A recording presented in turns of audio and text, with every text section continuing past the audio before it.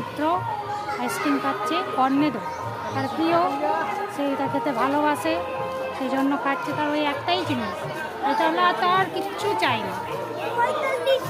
45 টাকা দামি কর্নেদো। Chocolate flavour. দেখো আমার কাছে চুম্বক আছে, চুম্বক নিয়ে খেলা করছে। আমি চেতে চেতে আইসক্রিম খাই।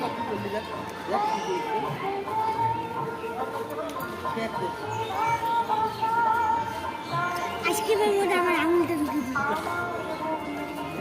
তাহলে আমার আঙুলটা ঠিক হবে।